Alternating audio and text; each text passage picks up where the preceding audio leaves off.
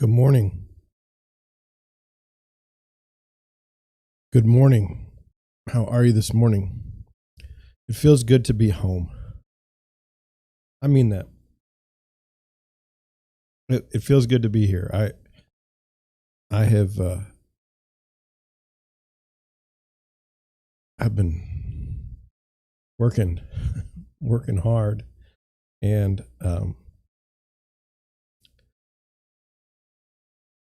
I don't know. I enjoy the chat with myself every morning, I guess.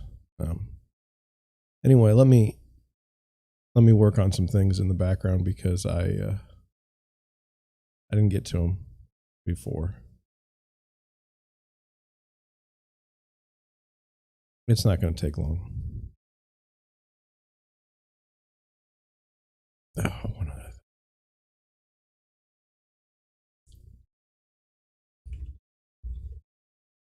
It's funny, like there's probably all these rules about how you should do a good live stream, and I'm probably not holding up to my end of the bargain on that. But I'm doing what I can. So anyway, let me get that there. We have plenty to talk about today, and really all I would say is to start off, thank you for watching. I know you're going to watch this like a year from now, and I know that it's going to be like, hey, I should subscribe to that guy. And yeah, you probably should. And you probably should come to the live stream. I know, like 9 o'clock, I'm kind of busy. I'm kind of getting into my work day. Yeah, put me on in the background. I have a soothing voice.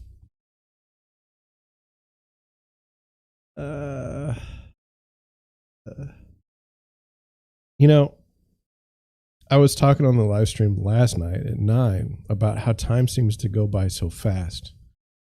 And let me check if my microphone's working now. Okay, good. And it just, yesterday to me, you guys were here. You saw, I mean, my live stream blew up. I mean, it was just terrible. I was trying to be on at 9 o'clock like usual, and I mean, it just didn't happen. Everything in the world went wrong on my computer, and it wasn't good. It was very bad. And so at 9:25, I come back on and live stream until probably maybe it was an hour, so 10:25, and that just put me back even further. And I'm running around doing all this stuff, and I had forgotten like this. I woke up this morning, and my whole, like everything that's set up for the morning just for me to put together for my live streams, all gone. I didn't have the stream set in YouTube. I didn't have the text from yesterday done. I didn't do a thumbnail from yesterday. I didn't do anything for today. I mean, it was just, but I thought I had it all done. I distinctly remember sitting at my computer having all that done at like 11. But it was just crazy. And let me try to walk you through why it was crazy. Because it's kind of the nature of the job. And I kind of want you to know what it's like. At least for me, it might be different for someone else. So while I'm live streaming, I'm being texted addresses by people that want to go see houses. Okay. And then I'm also being texted by people that may want to put an offer in on houses. And I'm also texted by people that may want me to come and, go on a listing appointment, which to me is, I'm not very good at listing appointments right now. And I'm going to talk about it today so that we can maybe kind of get through it and figure out what the hell I'm doing wrong. I'm in a slump. I hit a slump of everything at once, like buyer's agency, listings. I just hit a slump, and I don't know why. Part of me suspects that there was like maybe of July of this past year, there was like a break with like, this was the business that I had, and I didn't particularly like it the way it was going. And then I had just a break in a sense, like mentally and everything else. It's like, okay, this isn't working. This isn't working. You need to try something else. Okay. And then what you see in the live streams, what you see on the website, what you see in social media, all that is a result of this break. A totally different way to go about things than I used to. And so we'll talk about, we'll talk about showings. We'll talk about our listing appointments. We'll talk about things like that every day, because there's got to be someone out there that's interested in becoming a real estate agent, or there's got to be somebody interested in, like, if I call a real estate agent, how are they going to think about things? How are they going to look at this? And then you'll know, because it's me. That's what I do every day. But anyway, so texting me about writing offers, texting me about listings. Now, if someone calls you on a listing call, the first thing you have to do is kind of know the address, know the part of town, and then maybe run a few comps just to see, like, hey, here's about, because you never really know what the person wants. That's one of the problems. And then on the listing, on the offer stuff, it's like, well, you got to write an offer. You don't have a choice. And then when people are asking you to see stuff in the afternoon, you've got to set those showings. So all of that are events that are random in nature. Like today, it's 9:00 on Good Friday. I don't know. I think it's the 46th consecutive live stream. It is. That I've counted. I've done more in a row, but whatever. So this weekend is going to be a little bit different. Sunday, there won't be anything going on. And you say, well, what if you're not Christian? Well, it doesn't matter. It won't be anything going on. It's the same thing around Christmas. You're not going to get a lot of listings on Christmas Day. Thanksgiving, things kind of just sort of slow down. Did they slow down for me? Not really, but they will for Sunday at least. Now today, right now, there's nothing in my day that looks like it's going to jump at me. Like, there's nobody calling me for a listing, no one calling me for showings, and no one calling me for to write an offer. It could change. But right now, like, I'm in kind of what I would say is I can produce stuff. Like, I can get all my social media done. I can do my videos. I can do, catch up stuff. I have continuing ed that I need to get done before June. And you know me, I won't wait till the last minute, but I have to get motivated to do it and put it in my schedule. So that being said, today would normally be a day where I'd get caught up, but it's it's Good Friday and Easter weekend. So the wife says, hey, the yard looks terrible. Like, get out there and get that taken care of. And so I need to do that because, I just do. Wife puts up with me, so I will do that. We don't have an Easter ham. We were going to get lamb and couldn't get it where we wanted to. So now we have to scramble for a ham on a Good Friday. Eesh. Not good. I need to do all the lawn work outside. I need gas for the mowers.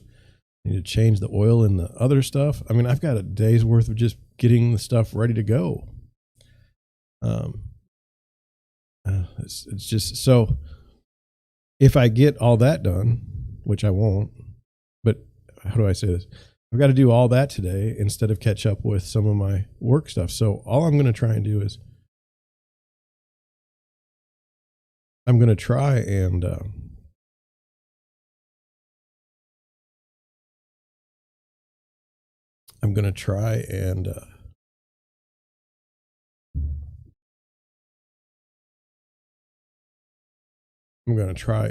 do all that stuff. Sorry, I had something freaking me out, some buzzing upstairs.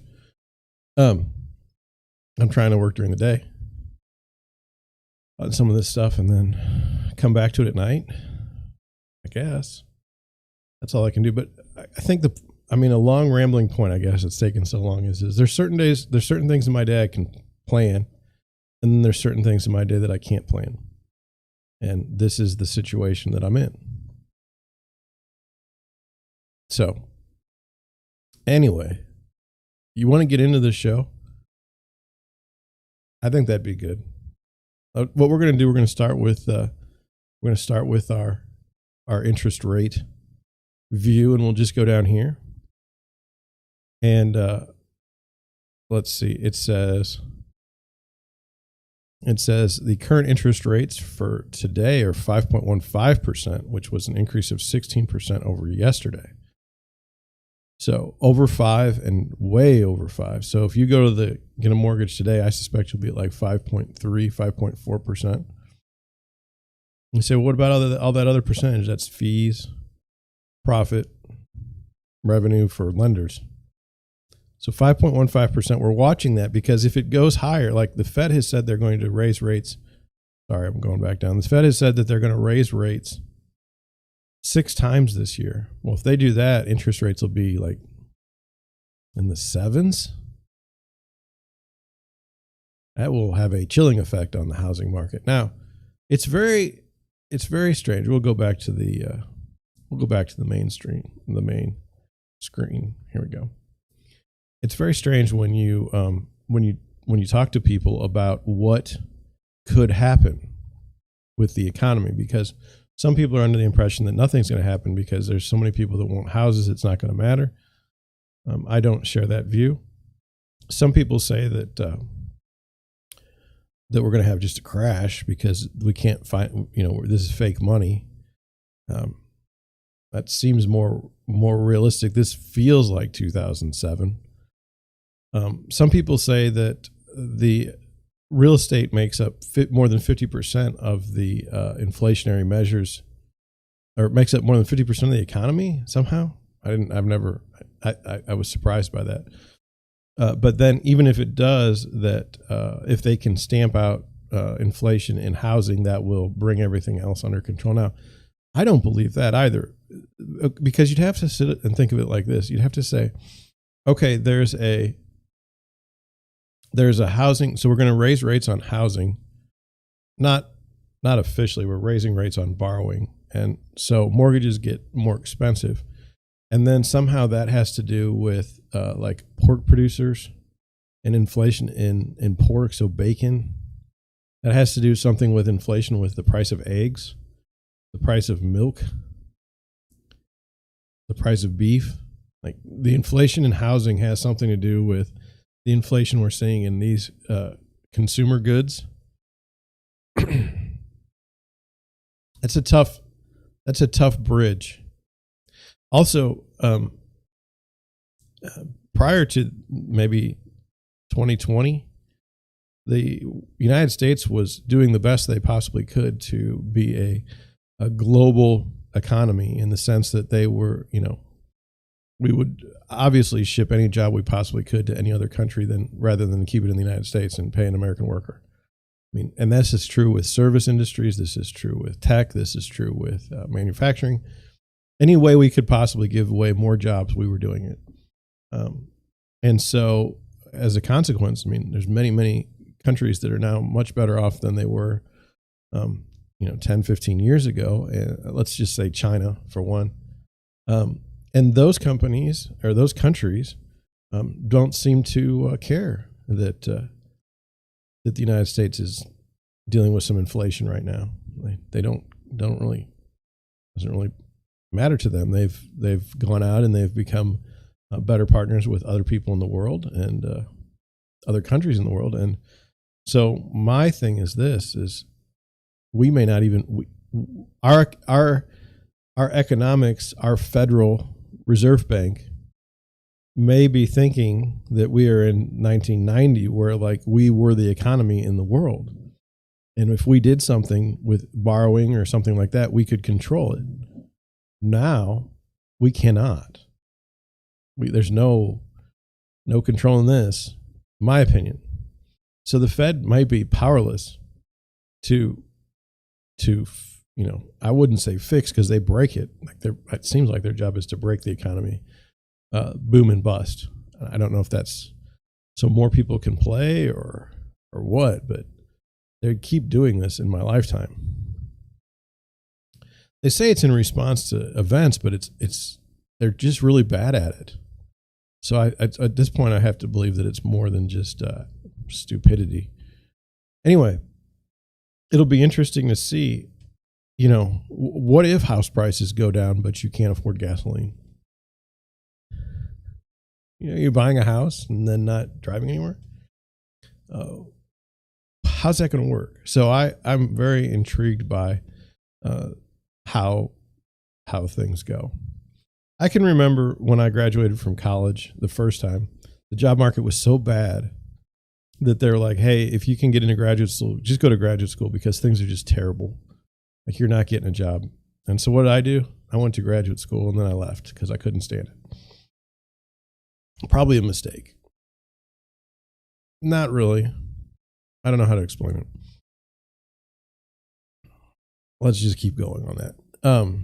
But anyway, it's funny to me. People in different generations grow up and there's plenty of jobs available.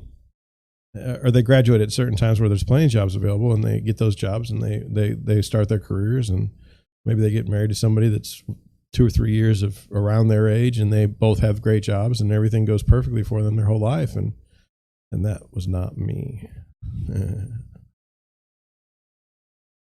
That was not me. So am I bitter about it? No, but I just think it's funny because you never know how everything's going to shake out. You never know. Maybe somebody in life starts off in a good place and it keeps getting better up until a certain point and then it stops. How do those people respond? I think that's the true test of character. How do you respond in the face of adversity? And I mean, really, how do you respond? Not like platitudes and stuff like that. Like, how do you make it? That's fascinating. And then what's it like to go through life without any hurdles or anything like that? I would really like to know that one. And by hurdles, I mean like significant ones, not ones you can pay your way out of. Like the celebrities there every day. It's like, oh, it's such a tragedy. I wore the same dress as someone else. Like, that's not really a tragedy. Or my 15th kid with, 4 other people is named like Looper. And that's not even the stupidest name you could have. I mean, there's much more. I was reading yesterday, there's a lady that gets paid to name celebrities' babies. Like, that's her main job. She makes like $10,000 each name. Come up with these stupid names, and people pay for it. I mean, it's just like, what world are we in where that makes any sense? But anyway, had an interesting conversation with a woman yesterday who said that she's imploring her friend not to buy a house. Don't buy a house now. The market's terrible. Don't do it. And I think that you should admire that in some ways. They're being honest. But on the other hand, the person buying the house is like, hey, I need shelter here. Renting isn't cool at my age. Like, I don't think you understand. And as long as the person lives in the house for a decent period of time, I think it's going to be okay. I can't prove it. But that's what I think about everything is if you just, there's the tough thing is right now for me is people that bought a house in like 2017, 2018 did nothing to their homes, turning around and selling their houses for, 30% more than what they paid and buying a different house. Okay. And thinking that, all you have to do in this world is buy a house. Okay. And then wait a couple years and then buy a bigger house and then wait a couple years and buy a bigger house because the equity alone gets you where you want to go. Now that is true up until the point when the market turns and now you've bought a house that's significantly overvalued and you actually have a downturn in housing. Then all of a sudden the ladder of owning homes goes south. But I'll tell you, like just this morning, I think it was even on the website. I'm not gonna give you the address, but there's a subdivision that I am aware of that is in Jefferson County that houses regularly sold for between $250,000 and $300,000, and that was very expensive for that part of town. And I just saw a listing come to the market at $500,000 in that neighborhood, and nothing has changed. I mean, they're the same houses and they have the same problems. And if you spent that to live in that neighborhood, like, people would think you're nuts. But that's the world we're living in right now. So that being said, let's talk about some things that I encountered yesterday.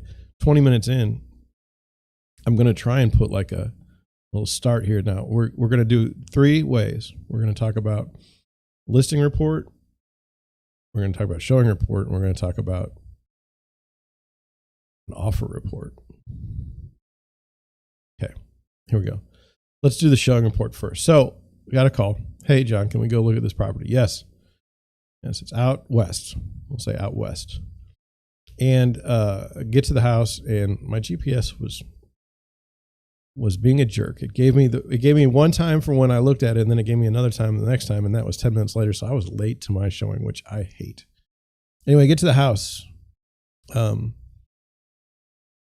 it's like you see pretty much half of the houses now. The house was old. It needed work. It was beat up. But they had done some work. They had done some cosmetic fixes. For instance, the kitchen was remodeled. And you say, well, that's cosmetic. Well, yeah, I mean, in the sense that it's not dated anymore. The bathroom was updated. It looked great. It was a good sized bathroom. The bedrooms were small, but in this particular part of town, that's not unusual. And then the basement was a train wreck, but what I liked about it, they just had a normal basement floor, and you could see all the walls. And so with that, I have some level of confidence because at least I can see what's going on. I really, really don't like finished basements where I have no idea what's going on behind the walls. It really scares me because of water. The thing I thought was interesting about this house was that the sewer stack did not run down in the basement. It did not run vertically. Rather, it ran horizontally about 5 feet up or 6 feet up on the wall. So all that weight was kind of on that. And what it did was effectively said, you're not building a bathroom down here.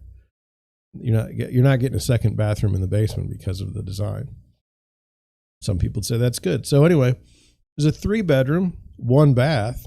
My buyer was like, hey, I think I want to turn it into a 2-bedroom, 1 bath. This is a terrible idea unless you really just want to lose money. Don't ever cut bedrooms. You may not like the house. You may want to have a 2-bedroom home, but the minute that you do, you will screw the value of that house up significantly. Now you say, well, if I live here long enough, it'll pay off. I don't think that's a good idea ever. You're better off moving into a 2-bedroom home that's already built, that is nice. You can get like a 1,500 square foot 2-bedroom home if you want. They're out there, or larger. So anyway, that was a problem. When you go to a house and you're already at the top of the market and you're talking about making significant repairs or significant improvements of the house, it seems off. Seems like a bad idea. So then finally, one last thing about this house that was interesting. I send what normally happens is somebody says, hey, I'm interested in this house. I say, great, I'll send the disclosures over. So I take a look at the disclosures and I send them over to the buyer. When I got to the house, the buyer had a copy of the disclosures, and they're like, hey, what do you think about this? And it was, the seller had checked that it was had been on the site of a nuclear waste, a radioactive waste dump at some point in time. I've never seen that checked. Now, I suspected it was a mistake because, like I said, in the past 15 years, I've never seen it. And there's always something new going on in real estate, but normally not that.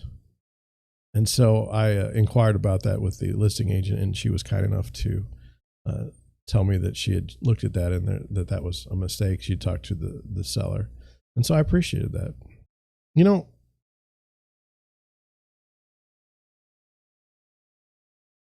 It's when you have a listing, there's a temptation, especially in a hot market as a listing agent, to just say, you know what?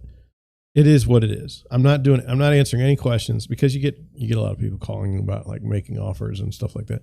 But your job okay, is kind of to answer any questions that buyers or their agents might have about the house. If you know something or if you can find out the information, it's kind of your job to be responsive.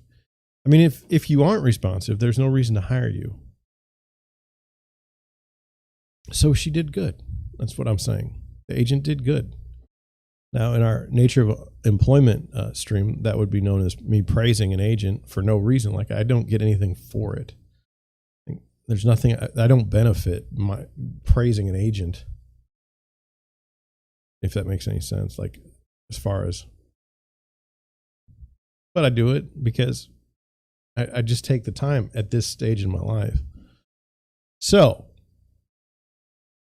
that was the showing report. Will we make an offer? It didn't look good last night. So let's do the next thing. So I was way out in West County. And now I have someone called me earlier in the day about a listing appointment. And so I went to the listing appointment. I'm just going to go through the listing appointment with you as best I can. And then we'll go from there. So the first thing, number one, I told you I like to get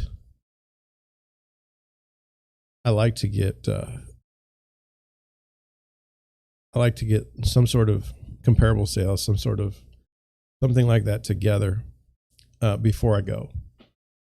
And so in this particular case, I had them together and I sent them to the potential seller, but they were telling me that they weren't going to sell until the end of July. And so that's not good. So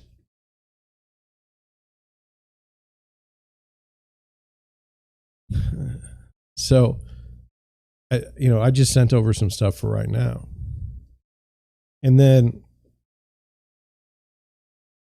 in that situation, when I sent it, I got booted out of Maris. It said that the person had put MLS emails in spam and that you couldn't send anything to them. So then I had to work through that, got that done. But the person was very upfront with me, and I appreciate it. They said that, hey, I'm interviewing another agent before you. Can you meet at this time? I said no, because I'm showing another house, but I can meet a little bit later. And so so I said, hey, let's take a look at this house, and then let's get out of here because, there could be cameras, there could be people listening devices, and we just need to get out. There's no such thing as a private conversation in a house anymore. And so she's like, I don't want to go to Starbucks and talk about the house with you. So I was like, okay. So we went, and it's always weird. Like, if you know me, like, I will list your house and I will do a very good job for you. Okay. I have no doubt. Will I get you the most money for your house? I guess. I mean, it'll be marketed as well as it can be marketed. It's going to go well. But when you're talking like, why should I choose you over the other agent? I have no idea. I've always likened it to you get along with me. And if we don't have a good relationship that way, if we don't seem like we're on the same page, then I don't know why we should go forward. I mean, like, I don't feel like I'm every day you're unemployed as a real estate agent unless somebody hires you. Okay. So you get used to that. And in this case, I mean, like, what am I going to do? The questions that were being asked of me weren't even about commission, which I would think would be a differentiation between us. And so anyway, it sounded like she was just looking for some ideas about what to do with the house. I gave her my ideas. Will I investigate a little further? Probably I need to do that today. Will I get the listing? I would put my chances of getting that particular listing at 20%. At 4/15/2022, the listing, my chances of getting that listing about 20%. Why? I just don't get a good feeling. Now you say, well, you're jinxing yourself. You're causing yourself not to get a listing. It's like, I don't feel like this person is looking for the same person that, I just don't feel like a connection. I don't feel like they have any, I don't think there's an establishment of trust with me. A couple of times she mentioned that she trusted the other agent and what they were saying. And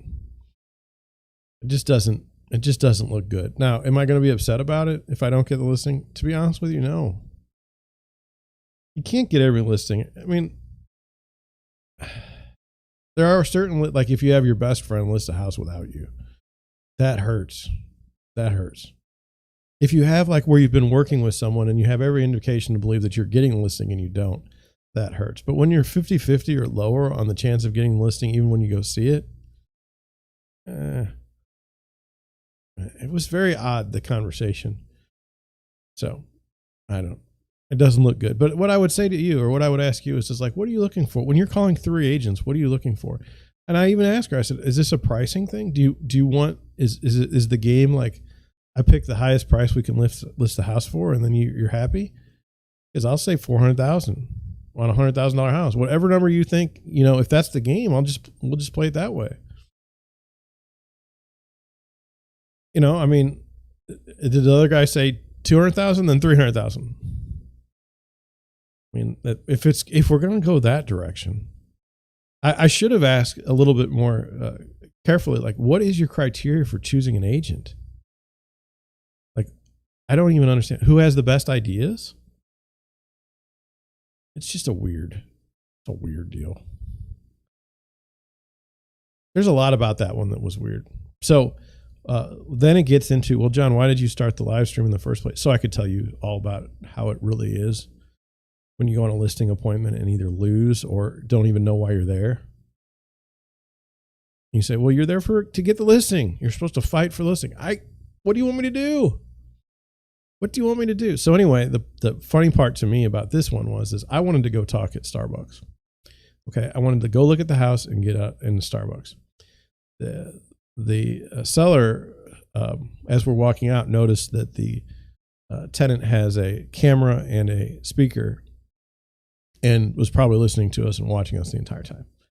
She's mortified. I told her, I want to do it this way. She didn't want to listen to me.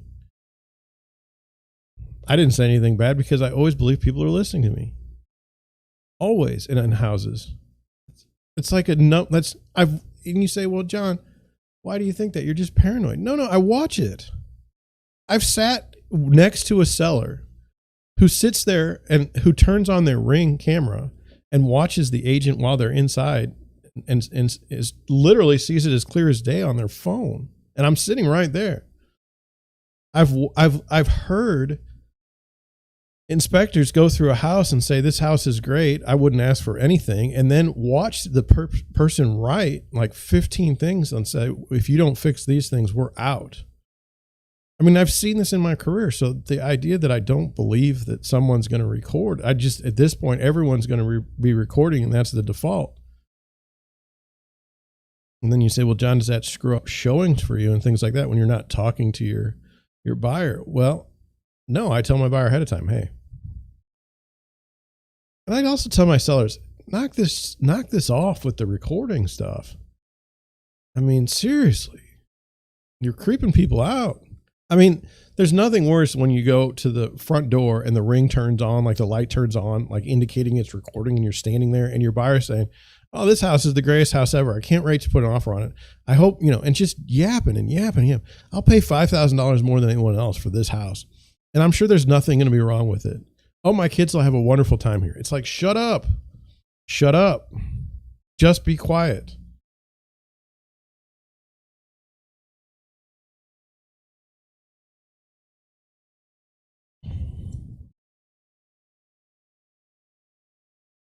Good Lord. Sorry, I got a text. I thought it was from a client. I get recruited a lot. I have my own brokerage, and I get recruited by other franchises to be like, oh, we're going to give you a leadership position in our franchise. It's like, I don't want your leadership position. I've got a brokerage. I do the business. That's what I want. Leave me alone. Is it flattering? No, it's not. It's not flattering. Because a lot of the new business right now is like, so you have Compass and you have EXP. So like they're showing their growth by just basically poaching agents from other companies and teams. And they're giving them sweet deals, or they're not doing as much as they were before. giving them sweet deals. Then they go over there, and then over time they cut their commission, and it gets to be a joke. So whatever. I already see what's coming for these people. But again, my stance is and you say, well, this is the good one. Well, we have brand recognition. Well, it turns out no one cares about the brand. They care about the agent. They care about the person standing right in front of them.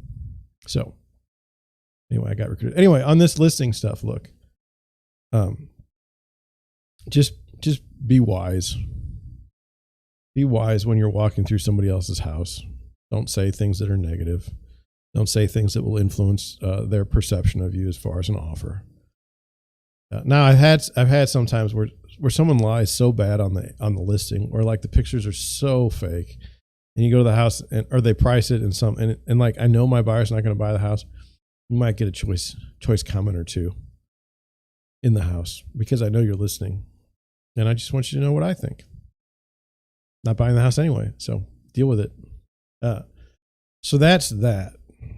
Now, finally, we have one piece of good news, and that is I got a house under contract. Yes, I know. In this market, getting a house under contract is cause for celebration. It happened, oddly enough, we had gone to see a house 3 weeks ago. House was, gone after the first weekend. We didn't put an offer because we felt like what we were going to have to offer to get the house, with the escalation clauses was going to be ridiculous.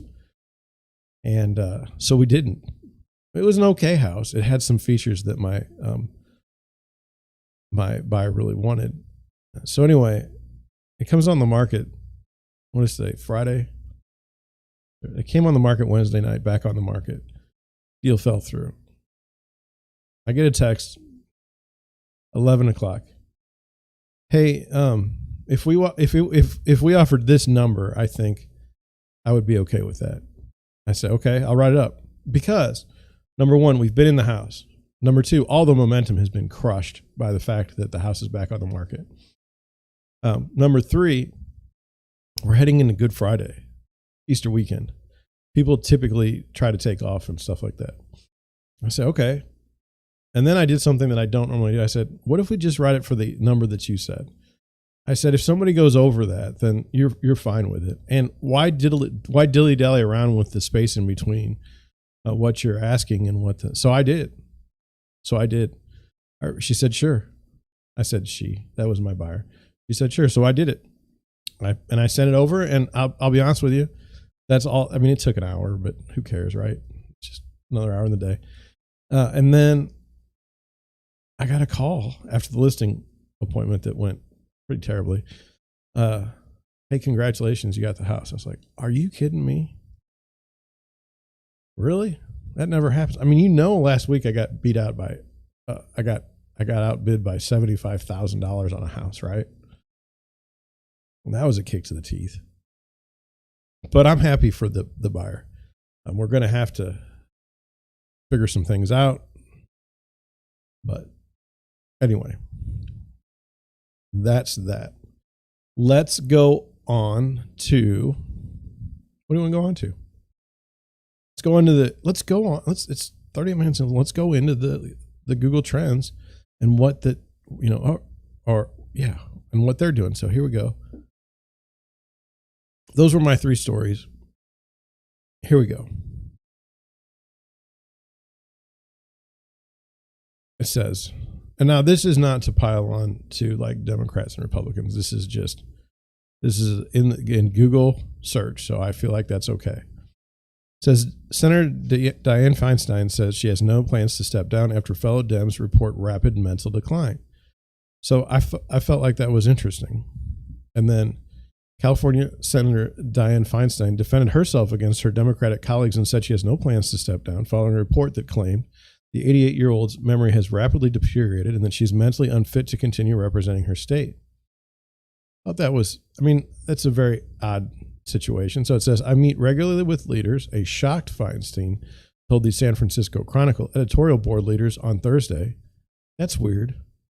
Hours after the paper first published the bombshell report on her current mental condition. I am not isolated. I see people My attendance is good. I put in the hours. We represent a huge state, and I'm rather puzzled by this. According to the Chronicle's report, a Democratic senator from the state said that her mental state is bad and it's getting worse.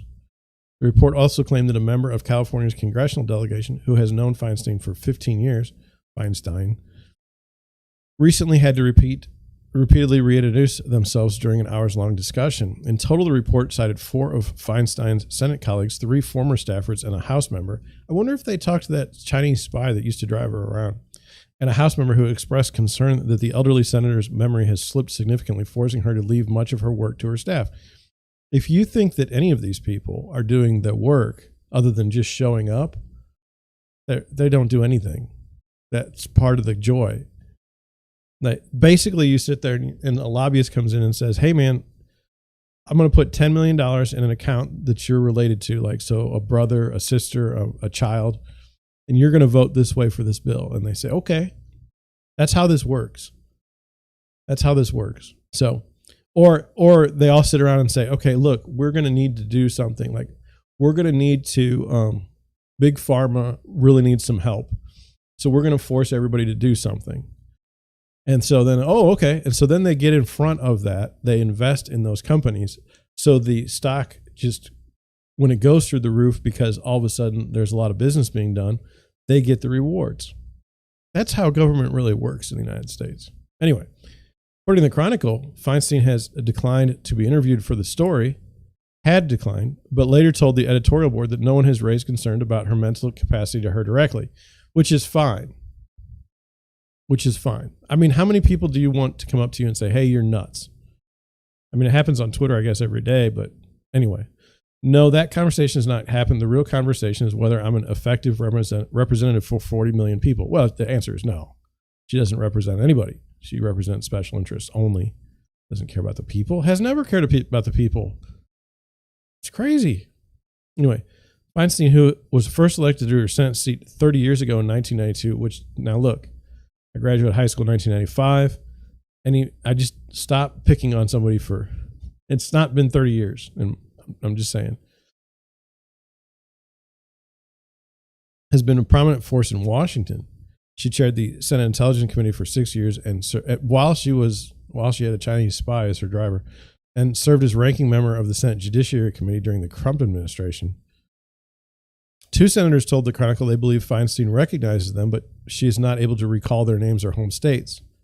Sources say she has good days as well as bad days and occasionally appears like her old self. Look, we all have our good days and bad days. I'm wondering if yesterday I had a bad day and I still had a pretty good day. So I don't know. It's kind of hard to figure these things out.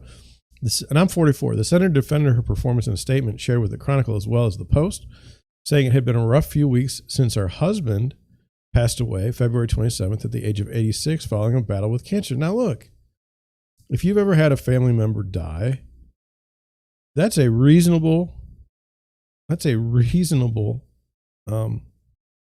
issue to be a little bit out of it mentally. It says, and that's also a very good, convenient way to, put something if things are going south. I mean, no one's going to question it. The last year has been extremely painful and distracting for me, flying back and forth to visit my dying husband who passed away just a few weeks ago. But there's no question I'm still serving and delivering for the people of California, and I'll put my record up against anyone's. Yeesh. Okay. I don't know about that. I just don't. I don't think that's true. House Speaker Nancy Pelosi was one of several members of Congress who defended Feinstein following the report and claimed she had not noticed any cognitive decline in her former fellow California. Now, if you think Pelosi's in great shape, Feinstein's Senate colleague Alex Padilla, who I didn't know, I don't even know him, told the paper that he was familiar with the concerns about her health, but as someone that sees her multiple times a week, including the Senate Judiciary Committee, I can tell you she's still doing the job and doing it well. Well, what are they supposed to say? Yeah, this lady's nuts. Like, this lady's lost her marbles. And then I wanted you to see, because here's the argument right here. Do you see here? It says, Dianne Feinstein and Biden show why we need age limits for politicians. Look, again, this is very strange. You voted for these people. You voted. You can't, I say you voted. You cannot, you can't say to someone, you can't say to a whole country, hey, you voted for this person, but they're totally gone.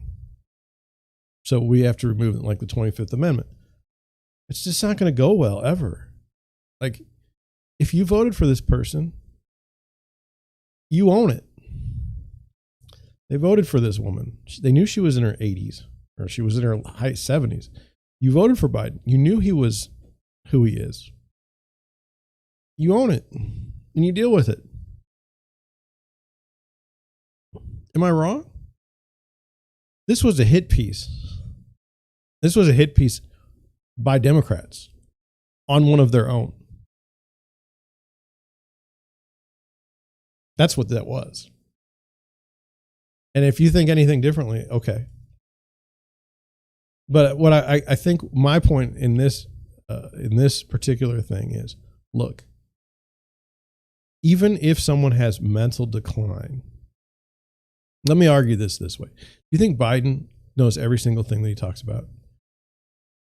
Do you think a 50-year-old man, do you think a 40-year-old man, a 40-year-old woman knows everything? Like, look at Kamala Harris. Do you think she knows what she's talking about all the time? I'm not as a criticism to her, but do you really think they know exactly what they're talking about? Like they're the arbiters of knowledge. Like they're the only ones that know everything. Like, and the rest of us just sit around and we don't know anything. So my argument was, and still is, people say, well, you should have like a cognitive test for senators, and you should have a cognitive test for these people, and then you'll know if like things are declining and you can do something. My argument to you is that ideology of the candidate, ideology of the person, trumps any sort of intelligence or cognitive ability. In this sense, like, you can be totally batshit loony and still be a Democrat and still vote Democrat straight ticket. You can still be a Republican and have dementia and still vote a straight Republican ticket. And it's not even that hard, in the sense that you literally could have a bowl of pudding as the president, and depending on if it had a D or R behind it, you would know exactly how it would vote, how the jar of pudding would vote. You would, or a bowl, you know how it would vote. It would vote exactly along ideological lines, and if it didn't, it would be shunned. It'd be shunned, and you'd get a new bowl of pudding the next time around. Like, there's no intelligence required. And you say, oh, this person is controlling the military. This person, they're controlling anything. One person is not controlling anything in the United States. The people that control the government are the people that are up there for 60 and 70 years and don't get elected. They're the people that get hired and they just sit up there and they can't be fired. That's who runs the government across the board on everything. I'm sorry to disappoint you. So, I just thought it was interesting, the ability to, like, as a small real estate broker in South St. Louis, to watch how Google works. But it's not Google per se. Like, I'm not criticizing Google so much in this particular case, but watch how you can take a journalist, and you can make a story, okay, fed talking points from some sources that want to get rid of someone.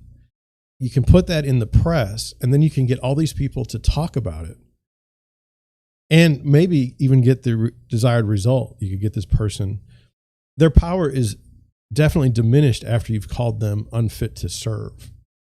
As long as you've painted them with that brush and given some vague allegations, you're good to go. And I just wanted you to see it for what it is. Not Democrat, not Republican, not anything like that. The powers that run the government, that's where this comes from. So anyway, I thought it was fascinating. 200,000 searches on this.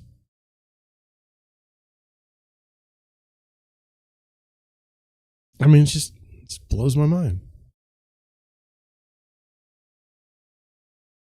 All right. Got to get a check over to the title company today. They are working. I wanted to double check. It'd been so long. Let's see. Have you looked at luxury homes in Indianapolis lately? Well, now you will, because we're going to go. First one is new construction. Don't care. Don't like new construction. Second one, $4.1 million. 4 bedrooms, 4.5 baths, 9,782 square feet on a 2.25 acre lot. Now, I don't know if I've looked at this house before, but we'll see. It's been on the market 330 days. We have. I remember this house. You say, John, how can you remember a house? Well, I mean, this is kind of my job. In fact, we're going to go through it quick because, like I said, I've seen it before. So here's the house. Now, there's no pool, I don't think. Built in 2010. Does that look like a house built in 2010? It's got gardens, but no pool. So, I mean, like I said, this doesn't look like a house built in 2010. $4.1 million. 2.25 acre lot. The kitchens are so small in some of these luxury homes. I mean, I would like the kitchen the size of a warehouse. It's less than 10,000 square feet. It's got that hotel carpet. I don't like that. Yeah. The agent's name is Biff Ward, and they work for FC Tucker Company. That's a nice closet we're going with. But look at all this stuff. I mean, come on. Why are we just buying stuff? We need a minimal space. They do have the picture of the elevator, which I love. But I like a pool. Yeah, if I'm going to spend more than $1 million, for the most part, I'm going to want a pool. Next one.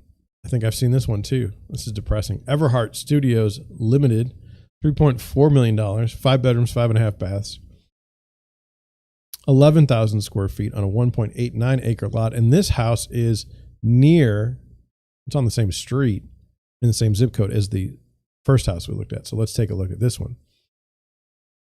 I like the front of the house. Like, look, that's how you do it. But it's been on the market 610 days. So if I remember right, this one is a little dated, but I'm not sure. So let's look. It's empty. Yeah. It's a beautiful house.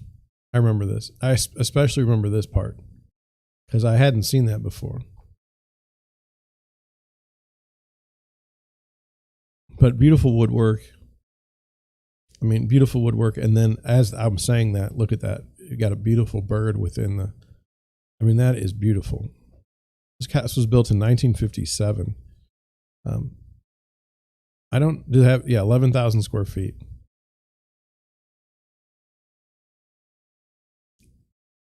You know, is it dated? Yes. But it's beautiful. I mean, that's not a dated kitchen to me. Looks pretty decent. But like, it's been on the market 610 days, and I think it's been on the market for longer than now, just since 2020.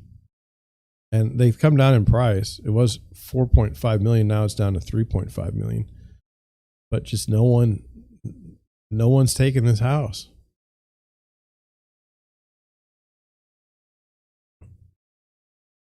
I mean, look at that.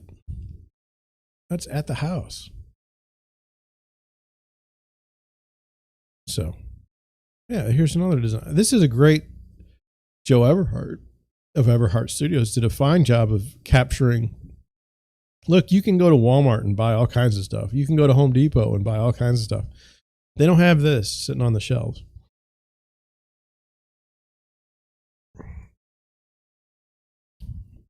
Does this have a pool? I don't remember.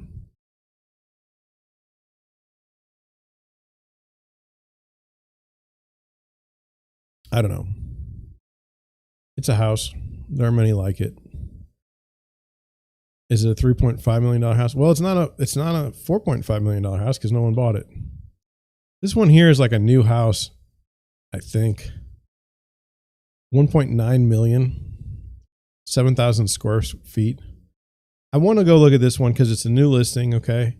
And it's on the street and it's called Winter Circle. Love the name of the street. So I think we should look at that one instead. And this will be the last one. So 55 pictures, 5 more than I want. 13 days in the market, 3-car garage built in 2004. You would think on Winner's Circle there would be a larger garage. Welcome home to your private retreat, tucked away in a highly desired thoroughbred farms. Brownsburg Schools. Ooh.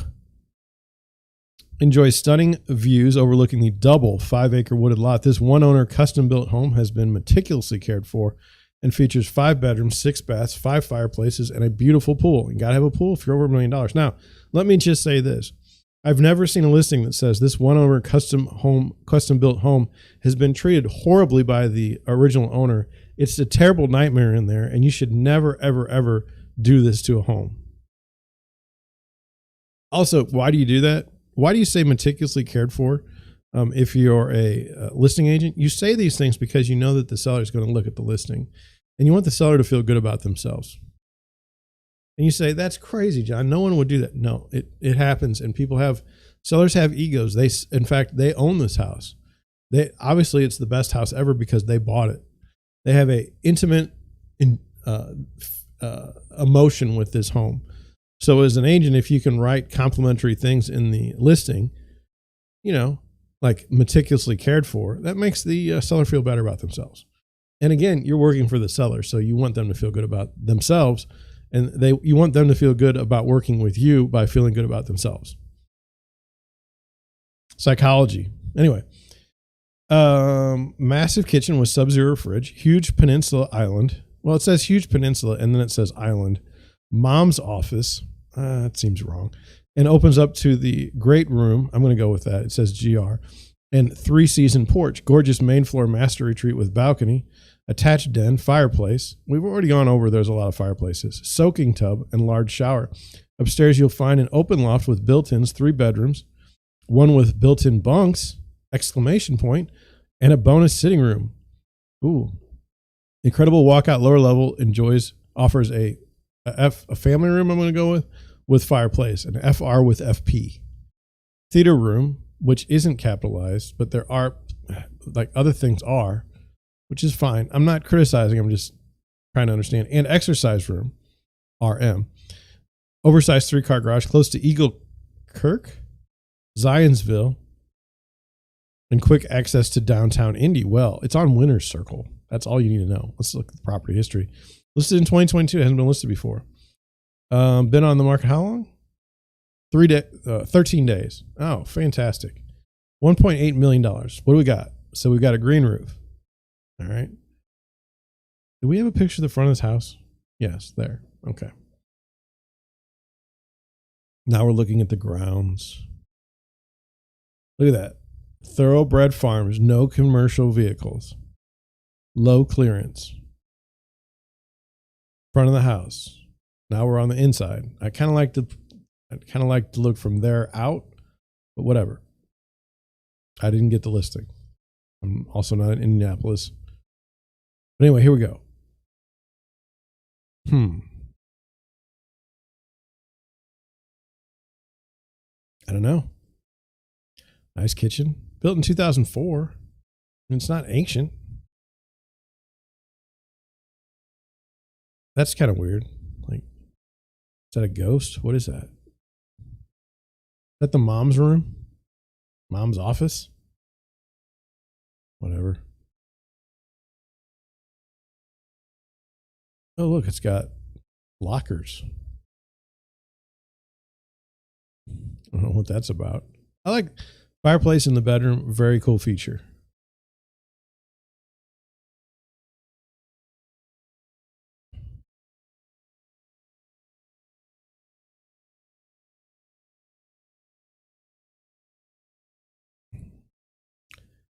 This is a big piece of furniture.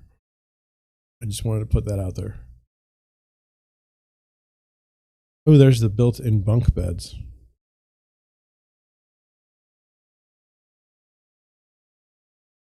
I mean, a lot of pictures now. We're just kind of going all over the place. Is this a? I was thinking that might be a refrigerator with a bunch of soda in it, which would have made me happy. But there's your theater room.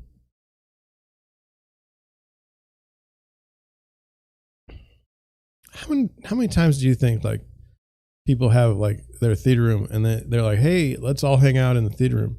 I've got one and no one ever hangs out with me. My wife doesn't even hang out with me in the theater room. I think she's been in the theater room maybe 5 times the entire time I've had it. I'm just saying. It seems weird to me. I'm like, is my family strange that they don't want to hang out with me, or maybe it's me? There's the pool. Looks great.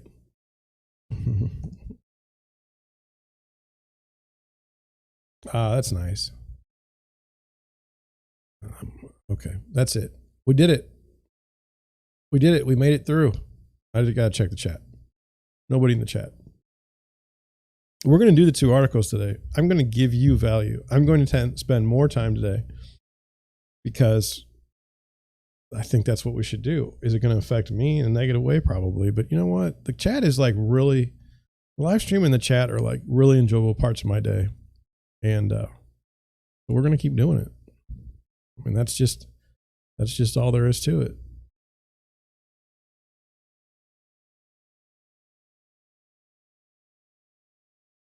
Can't afford a down. Oh, sorry. Okay, that's where it is. Can't afford a down payment? Question mark. Oh, it's sponsored content. That's never good.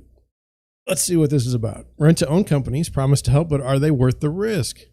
Now, I think that is a reasonable question.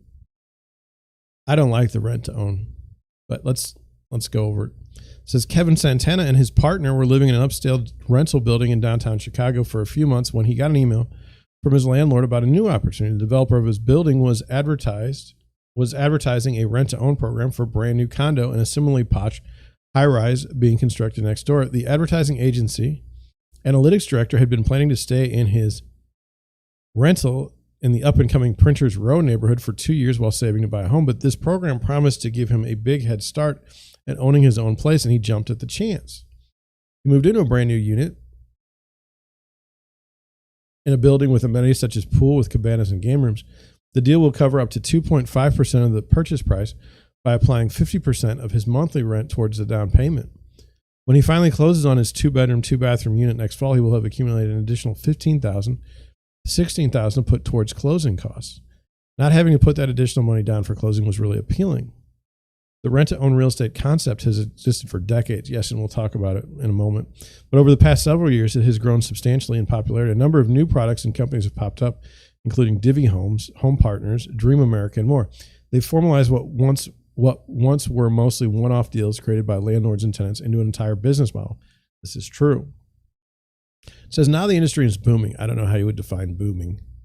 Everyone defines it differently, particularly as record high home prices and bidding wars are making it harder for many first-time home buyers to become homeowners. Inflation and running away rental prices are also making it difficult to save up for a down payment. How good of a deal these opportunities are depends on each potential buyer and the specifics in the contracts they sign. These programs can help buyers in a competitive market. Yes, they can. However, in most cases, folks could ultimately wind up paying more than if they just bought a home outright. Yeah. And the majority of folks involved in rent-to-own scenarios never close on their intended homes, despite often paying a markup. Yes. Look, good for them for talking about this. Okay. It says the pitch is it's a way for the consumer to get into the market with 1%, 2% down. It says Barry Zegas, a senior fellow at the Consumer Federation of America. But the question is, what is the cost for that money and how does it compare to a mortgage? Yes, he gets it. Now, let's talk about this from my perspective. Like sellers come to me and they say, hey, I want to sell my house. Should we do like seller financing or rent to own or something like that? I say, absolutely not. Buyers will call me. They'll look on Zillow and they'll see a house and they'll say, hey, this house is rent to own. My credit is terrible. There's no reason why anyone would give me a mortgage, but let's do a rent to own on this house. And there's your mistake right there. There's your mistake. Someone's looking to take advantage of you, the seller in this case. What normally happens is they buy a house, they fix it up so it's a fix and flip. They're looking for a desperate buyer. They're looking for a buyer that has no money. They're looking for a buyer that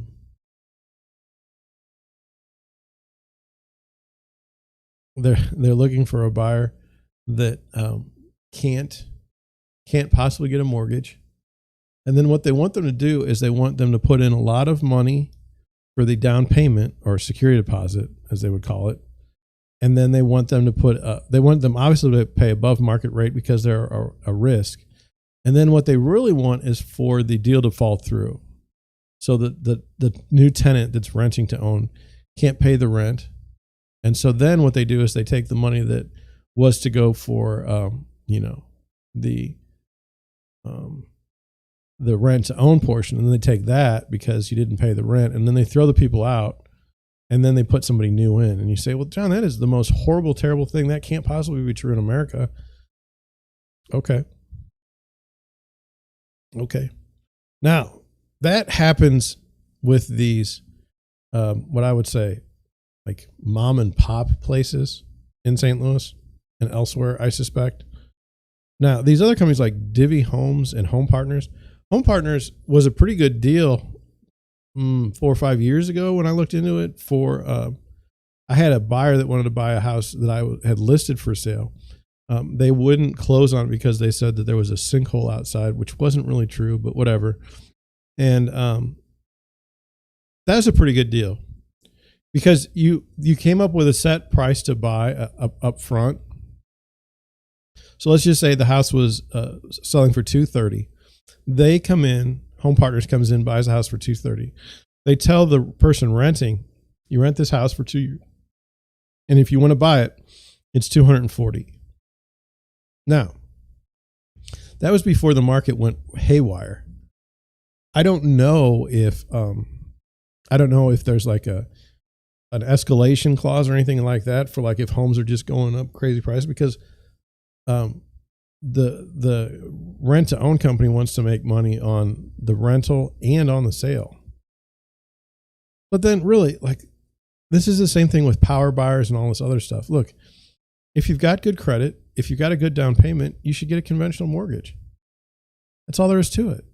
It makes much more sense than all this other stuff. You say, well, John, I'll lose out on my offer if I go with a mortgage. Well, you were going to lose out on your offer anyway. That's one of my buyers this weekend was like, John, if I would have just had all cash, we would have had a better position. Yes, but it wasn't going to overcome the $50,000 more that somebody else offered for the house.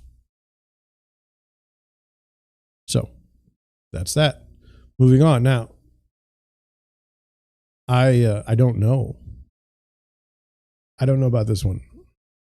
Okay. I don't know if this is propaganda. I don't know, but we're going to go. It says big ask for housing in the Biden budget. President Joe Biden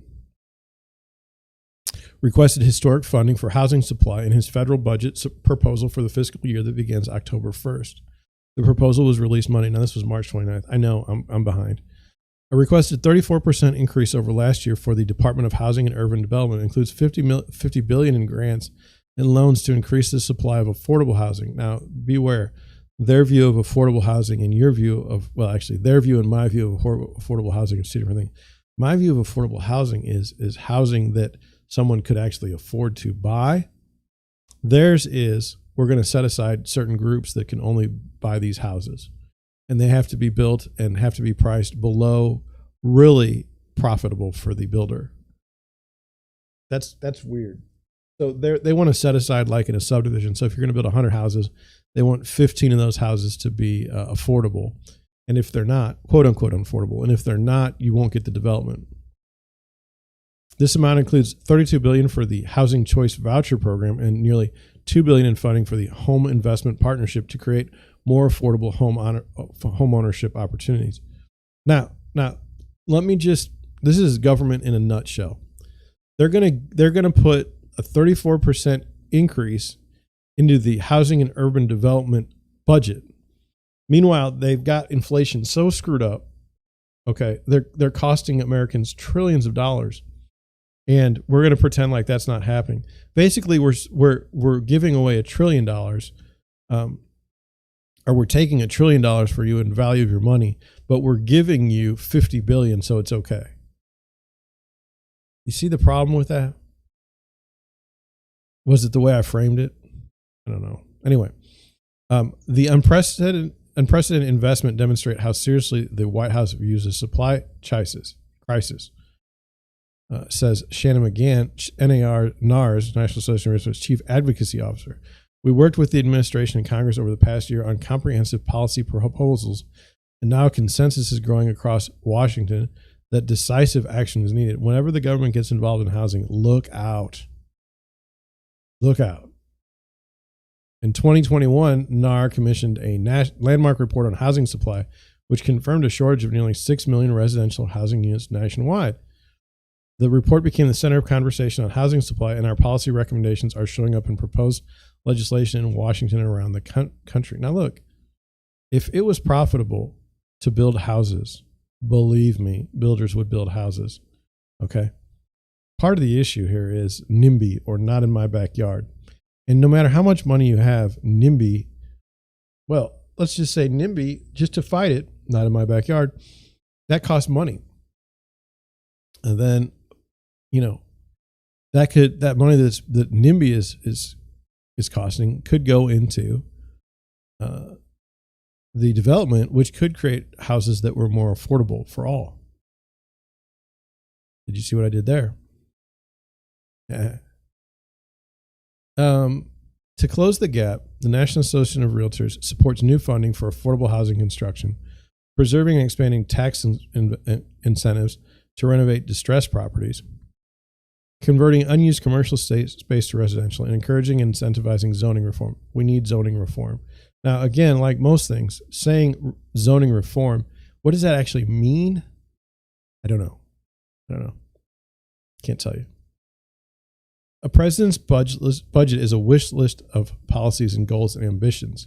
Many changes will be made to this plan, but it is good news that the White House sees this issue for what it is, a crisis. And many in Congress on both sides of the aisle agree. The next step is that Congress will hold hearings on this budget proposal. We will continue to work with lawmakers and encourage an all-hands approach to the supply shortage so that the American dream is achievable for all Americans. It's the American dream to own a house or to live in a house. See, I'm starting to wonder. I wonder, maybe it's not the American dream. Maybe it's a dream that you've put in our heads. Maybe it's like, do you remember Diamonds? Diamonds from De Beers? Do you know that whole marketing? Just saying. This is feeling that way. The Bush administration was always touting that they had the highest homeownership on record. And how did that turn out? It's like they go look for something that's good, and then they promote it and they hype it, and it goes to hell, almost because they were involved in it or took credit for it. They meaning the politicians. That's who. You might have wanted me to be more specific. Look, it's Friday. It's Good Friday. I have a billion things to do today, and I'm ranting about politicians. Now, this is fun to me. Like, if a politician came and didn't know who I was and said, "Hey, man, would you help me sell my house?" Yeah, I would. Yeah. I say, "Hey, man, would you help me buy a house?" Yeah. Well, why, John? Why? If you hate politicians, why do you take their money? Because people are very, very complex. I suspect there's something about pretty much everyone you know that you don't like.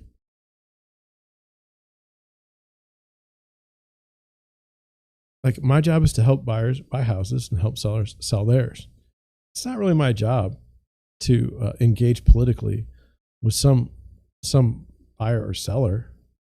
Like, why? What does that have to do with anything? Like, they want to buy a house, they want to sell a house. You say, well, okay, like, would you sell a house to a murderer? If they have the money and they're well qualified and not in prison. I mean, really? You say, well, you're a terrible person.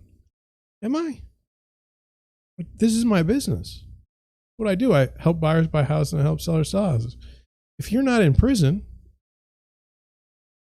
if you have money to buy a house or sell a house, I want to talk to you. That's all. It's not, it's not for me. You say, well, John, what about green initiatives? I don't know. What about them? Well, why don't you have like, especially where you only sell like greenhouses? No. I don't want to do that. I think that the people are centered to the transaction, not the policy. You see the difference? See, you could be part of the green movement and we could look for green housing. Okay. I'd help you buy one. I'd help you sell one. But I'm not interested in this, oh, we can't work with these people because they think this way, or we can't work with these people because they think this way. I'm not doing that. I'm not doing that across the board. Because then you get in this, what God forbid you start doing it with color, race, origin. I mean, you get in a real slippery slope real quick about that. So what we do at Deerwood Realty, anyone who wants to buy a house, anyone that wants to sell a house, if you're qualified meaning you can afford it, and you like us and we like you, we get along good together, we should work together. And if we don't, then we shouldn't. That's all. So I can hate the whole political establishment and still help someone that's in that establishment buy or sell a house and sleep very well at night. So, where I'm at. Hope you enjoyed the live stream today. My subscribers are going up on the main channel. On the live stream channel, not so much. If you've made it this far into a live stream, would you consider subscribing, please? I'd like to get 100 subscribers by next year. And you say, well, John, that's pretty pathetic. Mr. Beast has 92 million subscribers right now. Yes, but I don't do a Mr. Beast thing. I mean, I'm just not that guy. I talk about real estate on a live stream daily. And I want you to come and hang out with me. So please subscribe. That's what I'm at. And